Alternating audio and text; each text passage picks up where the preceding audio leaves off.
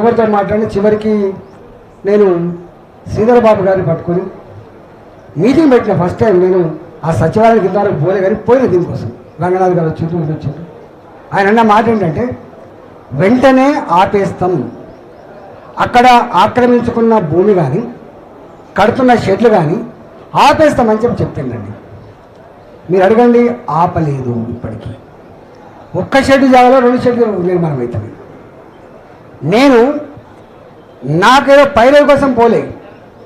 వాడు అంటే నిన్న ఎవడో మీరు ముఖ్యమంత్రి కలిసిందా, దరఖాస్తు ఇచ్చిందా, అరే ఇచ్చేదానికే దిక్కులేరా కొడుక అని నేను అంటున్నాను. ఇచ్చిన దానికే దిక్కులేదు కదా. అది హిందూ శ్మశాన వాటికలో ఎవరో ఇచ్చినటువంటి దాత ఇచ్చిన భూమిలో వీళ్ళది కాకపోయినా కూడా 2 షెడ్లు కట్టి మొత్తం చెత్త అంతా అక్కడ డంపు చేసి 55 కాలనీల ప్రజానీకానికి బాలాజీనగర్లో ఏ వాసన వస్తుందో, బాలాజీనగర్లో ఏ పురుగులు పాతాయో దద్దులు వస్తాయో ఓ గట్లాడి పరిస్థితి. వాళ్ళు ఏడుస్తూనే ఉన్నారు. చివరి కోర్టుకు పోయి వాళ్ళు ఒక స్టే తెస్తే కూడా ఆ స్టేని లెక్క చేయకుండా కడుతున్నారంటే అంటే కోర్టులు స్టే ఇచ్చినా కూడా పట్టించుకోరు. హైడ్రా కమిషనర్ రంగనాథ్ గారు శ్రీధర్ బాబు గారి సమక్షంలో ఇది ఆపేస్తామన్నది కూడా పట్టించుకోరు. కలెక్టర్ గారు చెప్పినా పట్టించుకోరు. ఎవడు చెప్తే పట్టించుకుంటాడు? ఇక్కడ సిస్టమ్. అందుకని నేనన్నా మళ్ళా, అరే ఎవడు ఇక్కడ ఎంఆర్ఓనా, ఆర్డీఓనా, కలెక్టరా, మున్సిపాలిటీ కాదు ఎవరు మరి అంటే ఎవరి కంట్రోల్లో లేడు. ఎవరి కంట్రోల్ లేడు. మీకు జనరల్గా ఏదైనా కోర్టు మెట్లెక్కి ఒక స్టే తెచ్చుకుంటే బలుకుతాడు, అరే కోర్టు ధిక్కార కింద వస్తుందని చెప్పి అర్థం. కానీ ఈ గవర్నమెంట్లో కోర్టు స్టే ఇచ్చినప్పటికి కూడా ఆపగలిగే దమ్ము ఈ ప్రభుత్వ అధికారం లేదు. ఇవాళ కళ్ళ ముందే అనేక బిల్డింగులు 25 లక్షల నుంచి మొదలుపెట్టి ₹1 కోటి వరకు ఏదైతే కొనుక్కున్నారో కళ్ళ ముందే అవి పోతుంటే మరి ఒక్కడన్నా మరి నువ్వు కొనుక్కున్నది నేను అడుగుతున్నా, అరే ఇది లేఅవుట్ చేసినప్పుడు రెవెన్యూ అధికారులు ఇది ఏ పాస్బుక్లో ఏ సర్వే నెంబర్లో ఎంత ఎక్స్టెంటు కొలిసేటప్పుడు లెక్క ఉంటుంది. ఉత్తరంలో వీళ్ళు ఉన్నారు, పడమర వీళ్ళు ఉన్నారు, తూర్పులో వీళ్ళు ఉన్నారని చెప్పి హద్దులు ఉంటాయి. ప్రతి భూమికి హద్దు ఉంటుంది. తూర్పు వైపు వీళ్ళున్నారు, పశ్చిమ వైపు వీళ్ళు చెప్పండి. మరి అప్పుడు ఆ లేఅవుట్ చేసినప్పుడు ఎట్లా నువ్వు పర్మిషన్ ఇచ్చినావు, ఎట్లా నువ్వు ఛార్జీలు కన్వర్షన్ ఛార్జీలు కట్టించుకున్నావు ఆర్డీఓ, మళ్ళీ పోయి మున్సిపాలిటీ ఇవ్వగానే మున్సిపాలిటీ ఎట్లా పర్మిషన్ ఇచ్చింది, దీని డెవలప్మెంట్ ఛార్జెస్కి డబ్బులు ఎట్లా తీసుకున్నావు, ఎట్లా బిల్డర్ కట్టిన తర్వాత ఎట్లా ఆక్యుపెన్సీ సర్టిఫికేట్ ఇచ్చిండు, ఆక్యుపెన్సీ సర్టిఫికేట్ ఇచ్చిన తర్వాత ఎట్లా ప్రాపర్టీ ట్యాక్స్ తీసుకుంటాడు. ఇవాళ ప్రాపర్టీ ట్యాక్స్ తీసుకున్న తర్వాత కూడా ఇవాళ ఈ పని ఎందుకు చేస్తానని నేను అడిగిన తప్ప ఇదే కదా, ఇది అడిగిన తప్ప. ఈవెన్ బాలాజీనగర్ నేను అస్మత్పేట చెరువు, కూకట్పల్లి చెరువు, చెరువుల పక్కన జనరల్గా లేక్ వ్యూ అని ఇస్తా అంటారు స్టేట్మెంట్. మీరు ఇప్పుడు చూడండి అడ్వర్టైజ్మెంట్ పాపం. ఇవాళ లేక్ వ్యూ అంటే అదో శాపం.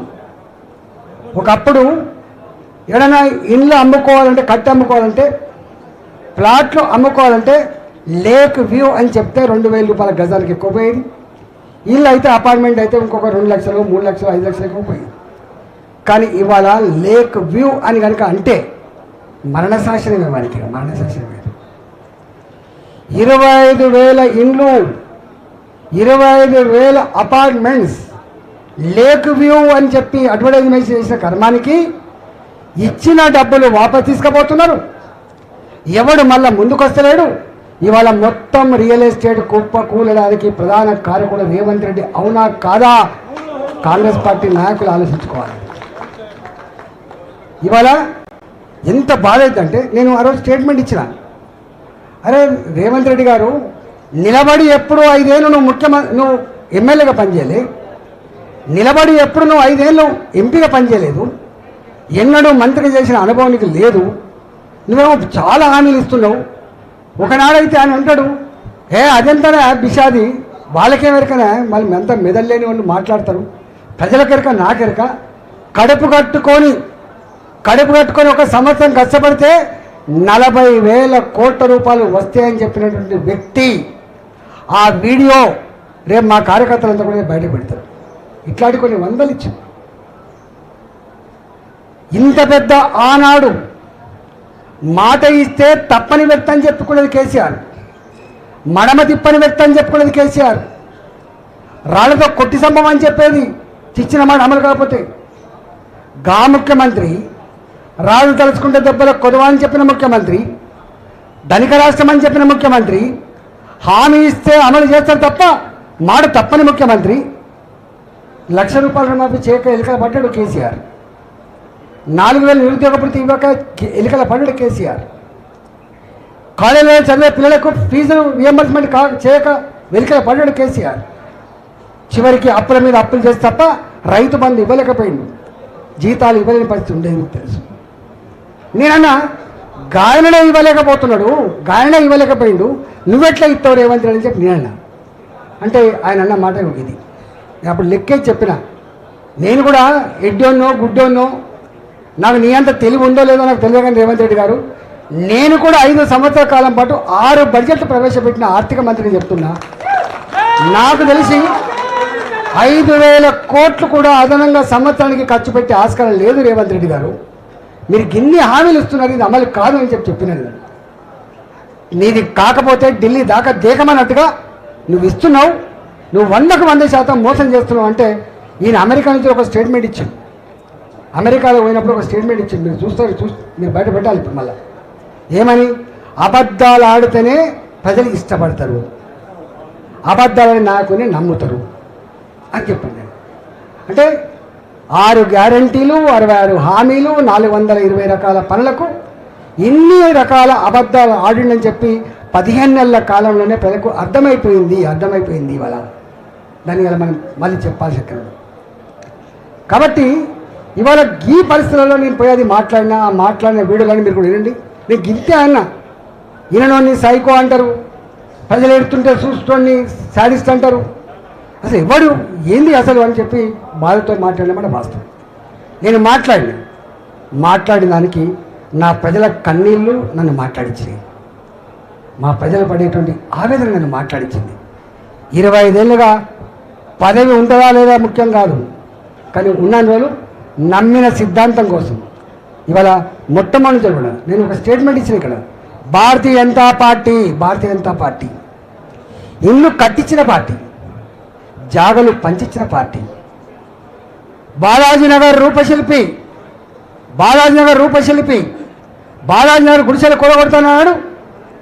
దివంగత నరేంద్ర గారు వచ్చి కొడక కూడుసవా అని చెప్పి ఆపిన చరిత్ర మా భారతీయ జనతా పార్టీ.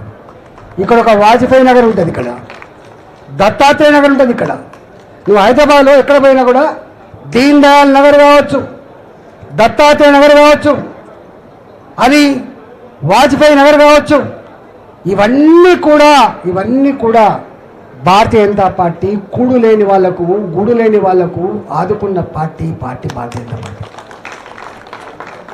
మేము ఇక్కడ ఉన్నాం బిడ్డ, మేము ఇక్కడ ఉన్నాం. ఇవాళ మీకు అర్థం కావాలి, దేశాన్ని పాలిస్తున్న పార్టీ. మీ ముఖాలకు అంతకుముందున్న ముఖ్యమంత్రి కూడా నేను 100 సార్లు చెప్పిన, నువ్వు ఇలా ఏ డబుల్ బెడ్రూమ్లో కట్టినావో, ఈ డబుల్ బెడ్రూమ్లో దాంట్లో 2,50,000 ఇండ్లు కేంద్ర ప్రభుత్వం శాంక్షన్ చేసింది. ఆ ఇండ్లు కూడా కట్టే తెలివి లేదు మీకు అని చెప్పినాం. ఇవాళ నీకు కూడా మళ్ళీ దిక్కు, మళ్ళీ కేంద్ర ప్రభుత్వం ఇవ్వాలి. నీ దగ్గర ఏం లేదు, సరుకు లేదు. ఇవాళ మొన్న కూడా చెప్పినాం మేము, ఇక్కడ హైదరాబాద్లో కూడా ఇంత పెద్ద వైబ్రెంట్ సిటీ, ఇంత గొప్పగా అభివృద్ధి చెందుతూ ఉంటే ఇవాళ ఇక్కడ ఫెసిలిటీస్ కూడా మనం కల్పించినాం. ఇక్కడ కోప్పలు కడుతున్నాం, 940 కోట్ల పిలిచి మనం కడుతున్నాం. ఉప్పల్లో వాడు దివాళీ చేసి కాంట్రాక్టర్ కడుతున్న బ్రిడ్జ్ మనం కడుతున్నాం. మొన్న ఓపెన్ చేసిన బ్రిడ్జ్ మనం కట్టినాం. ఎలిమినార్దికి వేస్తున్నటువంటి 6 లైన్ 8 లైన్ రోడ్ మనం కడుతున్నాం, బ్రిడ్జిని మనం కడుతున్నాం. ఇవాళ శంషాబాద్లో ఫ్లైఓవర్ల మీద రీయమైపోయేటువంటి బ్రిడ్జిని మనం కడుతున్నాం. అంటే కొన్ని వేల కోట్ల రూపాయల నుంచి మనం చేస్తున్నాం. ఇక్కడ ప్రజలు 8 మంది పార్లమెంట్ సభ్యులు గెలిపించారు. మీకు అర్థం కావాలి, ఇక్కడ హైదరాబాద్ చుట్టుపక్కల హైదరాబాద్లో 3 ఎంపీలు ఉంటాయి, మీకు గుర్తుపెట్టుకోవాలి. పక్కా మొత్తం ఎంపీలు 3. ఇవాళ మల్కాజ్గిరిలో 100% హైదరాబాద్లో ఉన్నటువంటి ఎంపీని గుర్తుపెట్టుకో. ఇక్కడ రూరల్ ఏరియా లేదు ఇప్పుడు. మొత్తం 3 చింతలపల్లి కావచ్చు, అది గడికెసరు కావచ్చు, అది శామిరిపేట కావచ్చు, అది మేడ్చల్ కావచ్చు, ఇవన్నీ అర్బన్లో కలిసిపోయింది. ఇవాళ మొత్తం హైదరాబాద్లో 3 ఎంపీలు ఉంటే 2 ఎంపీలు భారతీయ జనతా పార్టీ ఎంపీలు మాత్రమే. ఇక్కడ సికింద్రాబాద్ ఎంపీ కిషన్ రెడ్డి గారు కావచ్చు, ఇక్కడ నేను కావచ్చు. అటు పక్కకు 70% పార్లమెంటు చేవెళ్ళ కింద వస్తుంది. విశ్వేశ్వరరెడ్డి గారే మన ఎంపీ గుర్తుపడి నాలుగో ఎంపీ అది. ఇటు పక్కకు మెదక్ ఎంపీ ఉంటాడు, రఘునందన్ రావు గారు ఉంటాడు, బిహెచ్ఎల్ఏలో ఆయన ఉంటాడు. ఇక్కడ ఇంతమంది ఎంపీలను గెలిపించిన చరిత్ర ఈ హైదరాబాద్కు ఉంటే మరి ఎవరు కొట్లాడాలి? మనం ఇవాళ ఆయన నేను అంటున్నా, కుక్క లెక్క ఒరుడు కాదురా కొడుక, కుక్క లెక్క ఒడితే ఏమవుతుంది?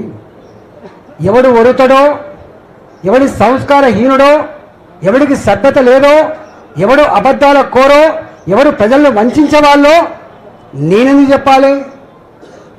ప్రజలు ఆల్రెడీ చెప్తున్నారు. ఇవాళ హైదరాబాద్ బాధ అనిపిస్తుంది. ఇవాళ నేను ఏదో రియల్ ఎస్టేట్ల కోసమో ఇంకోటి కోసమో కాదు. ఇవాళ హైదరాబాద్లో నేను కొత్తగా ఆర్థిక మంత్రి అయినప్పుడు 10 నెలల కాలంలో అప్పుడు జూన్ 2వ తారీఖు నాడు రాష్ట్రం ఏర్పడితే మార్చి 31 10 నెలలు. 10 నెలల కాలంలో 29,500 కోట్ల రూపాయలు సొంత పన్నులు వచ్చినాయి రాష్ట్రానికి. సొంత పన్నులు, దాని ఓన్ ట్యాక్స్ రెవెన్యూస్ అంటారు. ఇవాళ ఎంత వస్తున్నాయి తెలుసా? 1,30,000 కోట్ల రూపాయలు పన్నులు వస్తున్నాయి ఈ రాష్ట్రంలో. సొంత పన్నుల రూపంలో వచ్చే ఆదాయం 1,30,000 కోట్లు. ఎక్కడి 30,000 కోట్లు? ఎక్కడి 1,30,000 కోట్లు? 1,30,000 కోట్లు మాత్రమే కాదు. మొన్న వరకు తెలంగాణలో జిఎస్డిపి అంటే డెవలప్మెంట్ అంటే జిఎస్డిపిలో చూస్తారు. ఒకనాడు తెలంగాణలో 20% కూడా జిఎస్డిపి వచ్చేది. 2024 వరకు కూడా 13.9% ఉండే. నీ వచ్చిన తర్వాత అది 10% పడిపోయింది. రేపు 7% అయితే 8% అయితే తెలియదు. నీకు పరిపాలించే సత్తా లేక, అనుభవం లేక, సోయి లేక, ఏది చేయన్నో ఏది చేయకూడదో అర్థం కాక ఇవాళ తెలంగాణ పేదది కాదు బిడ్డ, తెలంగాణలో పేదరికంలో ముంచేసే ప్రయత్నం చేస్తుంది కాంగ్రెస్ పార్టీ. ముంచేసే ప్రయత్నం చేస్తున్నారు రేవంత్ రెడ్డి అని చెప్పి అంటున్నారు. పక్క రాష్ట్రం 5.5 కోట్ల జనాభా, 6 కోట్ల జనాభా, 4 కోట్ల జనాభా మన బడ్జెట్ కంటే తక్కువ ఉంటుంది.